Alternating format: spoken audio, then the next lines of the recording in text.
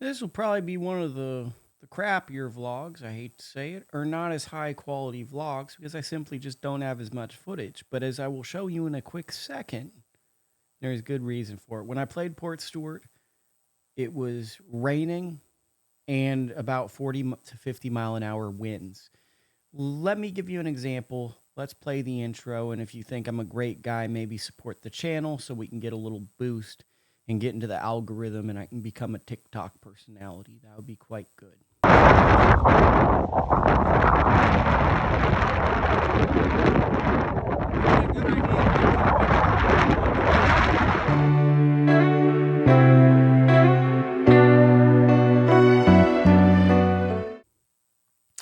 So Portstewart is a course that you could compare to Royal County Down because the front nine goes through these massive sand dunes. If I were to describe it to someone, I would say it's like Whistling Straits and Black Wolf Run had a baby, and it's a 9-hole Whistling Straits, 9 holes Black Wolf Run. Now, I've never played those courses, so maybe it would be Whistling Straits Irish as opposed to the more famous Straits course.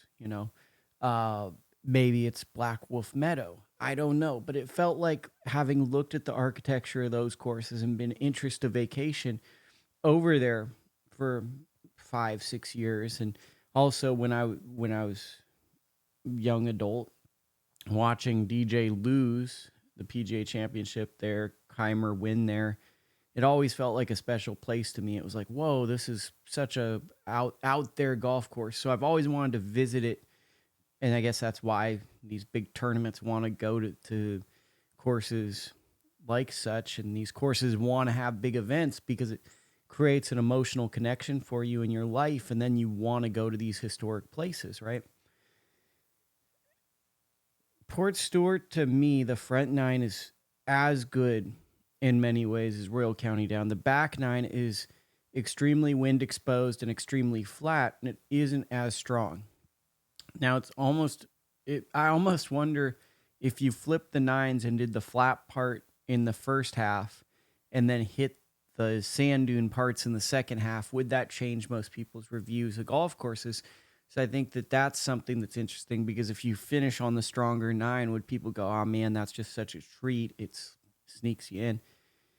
Definitely as a course where I played it and I found it to be a remarkable experience, but it was sandwiched in between probably two of the greatest golf courses I've ever played.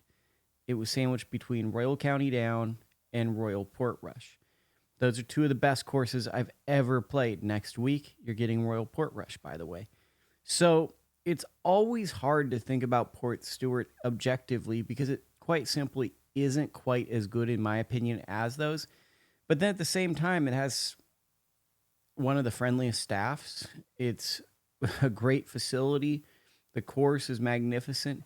It's just not quite, And I know that's unfortunate to say, right? But the way it plays with the sand dunes and goes in and out, I honestly had never played a course that was that dramatic. I've played courses that are manufactured to be that dramatic, but this really felt like it was crafted into what was there before, or if they did landscaping and flattened out stuff, they didn't take away the sand dunes, which is really interesting. So for me, the front nine was really interesting, and even if it's windy, the sand dunes protect you. The back nine, honestly, outside of a par three that was straight downwind and everyone hit it to a bunker to the right, I don't remember much of the back nine because once you weave out, I think it's about 8 or 9, you weave out of the sand dunes, there's a layup shot, and then you have an approach in, and then there's another shot that's similar, blind over a hill, and then you go to the flat part of the course. I was trying to survive because it was so windy. So I was a below average Lukie at the Links vlogger because weather happened. It's the only time I've gone to Europe where weather occurred in my round that was super severe. It was up there with Bandon Dunes when I played Bandon Dunes the first time, the only time, and it just downpoured on me. Everyone's like, oh, this is so sick. And I'm like, it's cool, but like I kind of want to be in the house. So I'm going to try to talk through this. We're going to try to get through this. Sorry for the shortened vlog. If you want me to go back there, maybe in 5 to 10 years when I go back to Ireland, I will go play Portstewart and give you a more detailed look. But the great thing about YouTube and me being slow to document all these courses are there are other people who have drones and better equipment. So if you really like what you're seeing and you think these insights are interesting, you can go find someone else who is probably a better golfer and filmed it better, and you can get a better look at it. But it's an exceptional course. The problem is it's just stuck between two potentially top 50 in the world golf courses with Portrush and Royal County Down. So let's get into my very limited footage. So here's the putting green, and it's a pretty sick putting green because it just gives you a great view of the ocean. It's mellow, and they have like a nice little clubhouse that was really, really pleasant. Big merch guy, so I like a good, pleasant merch. Here's the first hole, and this is how you kind of go into the sand dunes. The wind is super a factor here, pretty wide open because of the wind and strategic bunkering. This also shows you the number 2 hole and the number 3 hole. So when you turn that corner from 1, you turn into the dunes, and then this is what you're looking at.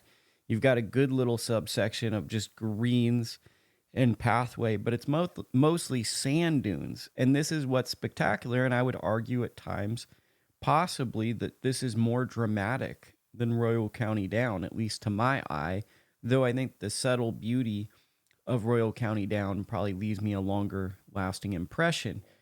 Some of the images from Portstewart just don't simply look real when looking back on this. This is a delightful, delightful hole. And as you can tell, it's not overly punishing. And I know people might go, look at that bunker, look at all of that. But if you look at the green, yes, there is break, but it's not the ridiculous Pinehurst number 2. It's not the super subtle breaks. There are humps and bumps and lumps and whatever. But it's also, I feel like, meant to be played by like a mere mortal. As you look at it from this angle, this is probably another green. I'm not sure which one it is. This has a false front, but this feels like a really nice course in America in terms of the greens. And I feel like sometimes the greens in Europe get a little wonky. Here's number 2, I certainly believe, or maybe it isn't. I want to believe it is. I I just love holes where there's these sand dunes that function as trees because we just don't get that in America. And then this hole, as you can tell, as you get into the course or on certain holes, it gets really narrow. So things like maybe hitting a 4-iron or a 2-iron might be optimum because you have to do something called finding a fairway, which in America means choking down on a really fancy driver that allows you to hit it pretty much anywhere on the face and you can get the ball in play. Here, the wind is very much a part of the course, and that's something that I think you need to pay attention to.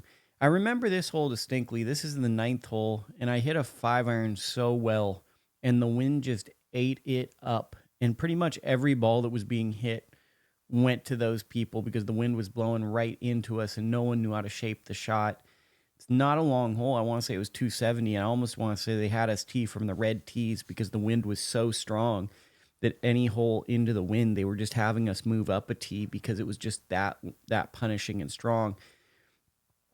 Really, this course is about driving but shaping shots. Here's the halfway house, and I love a good European halfway house. Really, really nice halfway house. I want to go to Narn just for the halfway house, and Portstewart is, if you like halfway houses, you will be delighted by what the offering is.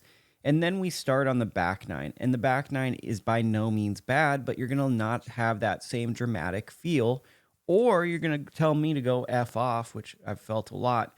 This is what I'm saying. It reminds me of Black Wolf Run River, is there's a little creek or river or whatever this is that runs along this, and it's very flat.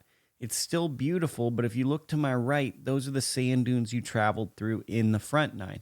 Now you're kind of going down straight, barren, very wind-exposed land on holes that are just very tough and kind of driving range feeling. So you're hitting to numbers, you're trying to shape shots. If you're a big range person, this would be super awesome. If you can't ever focus at a driving range, then your short game's going to need to be on because this is just range session 201. This is a super range session. As you can also tell, possibly, There's subtle slopes that are hard to document here, and there's also not many points of references close to the pin, so you're going to be looking off to the distance. This was the par 3 I referenced in the beginning, and I showed you in the beginning of the video. This is how strong the wind was, and everyone's ball just went off the green. It was over.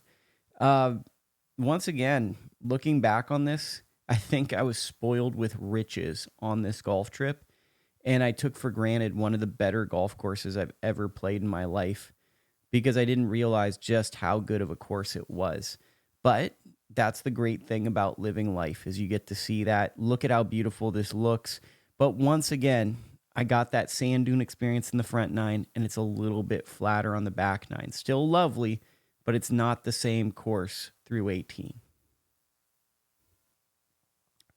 Okay, thank you for being a part of this week's vlog. Next week, we are going to be visiting Royal Portrush, which, spoiler alert, is the hardest golf course I've ever played. I'm not sure if it's the course, if it's the weather, if it was I was playing bad, but we're going to have a deep philosophical conversation next week based around that and Grace golf courses.